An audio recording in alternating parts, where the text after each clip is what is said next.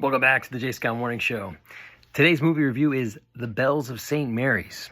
All the Parents Guide stuff is below, but if you're here for that, it is a old movie, black and white. It is okay for everybody in your house.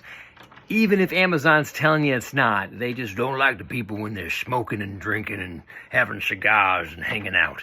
They always just put crazy ratings on it. It's a family-friendly movie. Old-fashioned movie, though. My kids stayed awake for it, but some kids might not. So here's my thoughts on it. Before I get to that, though, if you found the channel and you like movies, thanks for being here. They get right into it, which is kind of cool. The movie just starts, and within 10, 15 minutes, which movies are supposed to do, you're already in it. You know what he's up against. You know what he's going to do at the school.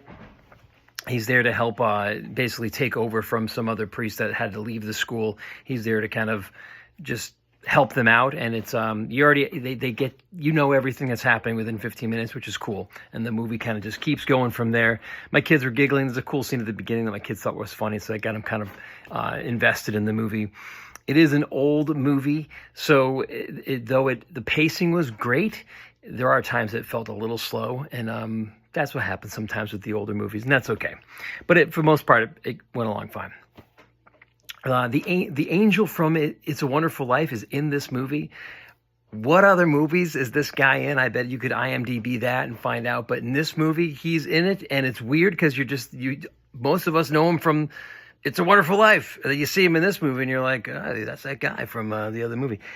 Bing Crosby is in this movie, and I often find it's funny when older movies have, almost every actor back then could sing and dance, but a lot of times these movies would find reasons for them to sing and dance because they were also good at it and it was entertaining. So it's funny when Bing Crosby's there and he's, a piano. And they're like, Father, sing us a song about virtue. Oh, don't mind if I do. And he sings them a song about something. I thought that was pretty funny.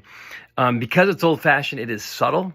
There's a lot of subtlety to it, which I think that you're going to need to have some maturity to pick up on that subtleness. So I think all the adults in the room will appreciate the movie, of course, more than the little kids, but it's friendly for the little kids. They can watch it, no problem. And that's it. The one final thought about the movie is it did have a lesson to take away, which is always cool. And it was, if you don't fail, our successes won't mean anything. If we don't fail, our successes won't mean anything. I thought that was kind of a cool takeaway lesson for the flick. So that's my 2 cents on that film. If you made it this far, the last part of these videos are invitation. The invitation to you is if you got a podcast, a movie podcast, maybe I could be a contributor on your podcast. Let's talk. See you again on the J. Scott Morning Show.